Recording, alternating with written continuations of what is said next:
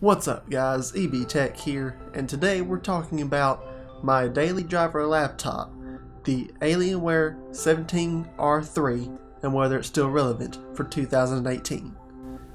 Now this laptop is an Intel i7-6700HQ, which is your mobile variant of an i7 processor, 16GB of DDR4 RAM. Also for storage, it has a 250GB M.2 drive and a 500GB Samsung 960 EVO M.2 drive, which is a super fast drive. If you've seen any reviews on it, I highly recommend this drive. And it also has space for another 2.5-inch drive in the bottom of the computer. And for the graphics card, it also has a GTX 980M. Back in 2015, when this computer was launched, was the top of the line card you could get at the time before they started getting the GTX 10 series up into the mobile graphics cards. And getting back to the computer, looking at the design of it, this computer also has Bluetooth 4.0, a 4K IPS panel that is also 99% Adobe RGB range ready and comes factory calibrated. As soon as you get your computer, you can pretty much install Adobe Premiere, whatever you're going to be working on, and just boom, get going. This screen and this graphics card combination, plus an i7 processor, makes this computer awesome for video editing.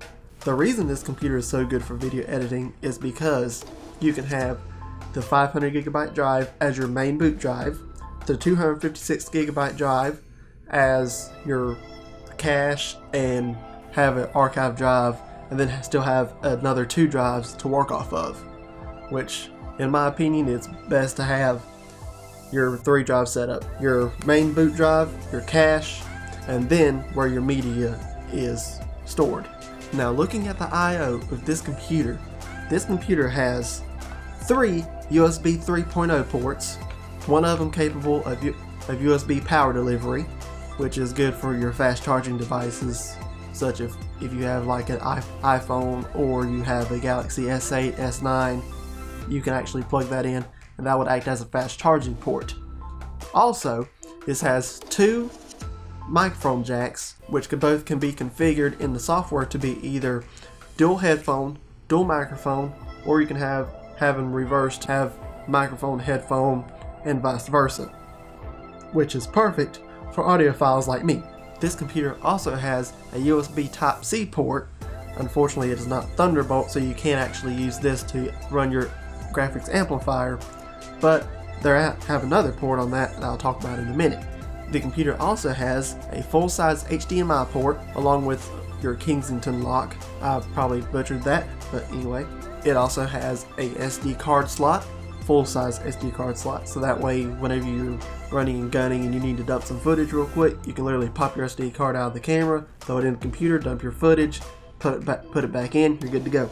The final port it has is Alienware's graphics amplifier port, which can be used with Alienware's graphics amplifier in order to get better graphics whenever you have your computer docked. Now this graphics amplifier comes at a cheaper cost than the Razer Core, but ultimately they do the same thing, it's just what port they use.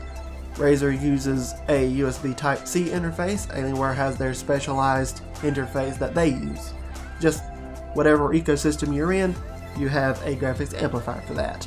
The final port it has is your charging port, which actually you have to have for a computer of this size, a 240 watt power brick, which is a little on the heavy side, but for as much power as in this computer, you almost kind of need it to help keep it running while you're gaming and still be able to charge the battery. Anything lower than that, I've heard, like if you got the 185 watt power brick, then it would actually end up draining the battery while you're gaming, even though it's plugged up to the wall. Now moving on to the next part of the laptop that most people want to know is the keyboard. And the keyboard is actually very, very good. Has a fair decent amount of travel, a fair amount of tactile feedback, and also it has 4 RGB zones. So you may not be able to make them have a rainbow wave, but you can at least customize it to where you have red, green, blue, yellow, or whatever you want in different zones. Now the trackpad, on the other hand, isn't as good. It's still good compared to most Windows laptops. If you're comparing it to a MacBook, you're a little short. Apple has just mastered the trackpad industry, and I've never found a laptop that just runs a trackpad as well as a MacBook, no matter what Windows computer it was. Now this trackpad isn't bad by any means, plus it lights up, so I mean there's that, but it's not the best. Now when it comes to real world use of the laptop, this laptop is honestly phenomenal because I'm in college, so I'm going in and out of classes and then waiting for the next class and then go to another class. So oftentimes what I would do to avoid the trackpad issue is I will actually use a external mouse. I'm actually using the MX Master. I will have a link to this down in the description in case you want to pick one of these up. I've also heard the MX Anywhere is pretty good too. So I will use a external mouse, the MX Master, because it has a horizontal scroll for my spreadsheets, because I am also a business and CIS major, so I have to have a mouse that will allow me to go horizontally through spreadsheets and whatnot. So for me, the MX Master is my mouse of choice. Plus for video editing, this is a phenomenal mouse. When it comes to going in and out of classes, honestly, this laptop is great other than its weight, because it comes in at 8.33 pounds. So it's a little bit on the heavy side, but I honestly don't mind it for the trade-off of the extra power that I have with the 980M 16GB of RAM and an i7 processor. And for a student, one of the biggest things is battery life. And this computer has a 92 watt hour battery, which lasts me more or less all day with a little bit of light gaming in there. Most of the time, what I will do is actually charge my computer at night, unplug it in the morning, and then I will go to my class. That's about an hour and a half. Go wait. I can play about 30 minutes of Overwatch with it. Go to my next hour and a half class. And of course, this entire time I'm either typing notes, going through spreadsheets, flipping in and out of website spreadsheets, documents. And then, once I'm done with that class, I'm down to about 30%, more or less. So then that still leaves me a little bit of room for whatever else I got to do before I have to charge again. And to me, that is a very good battery life, because I came from a MacBook.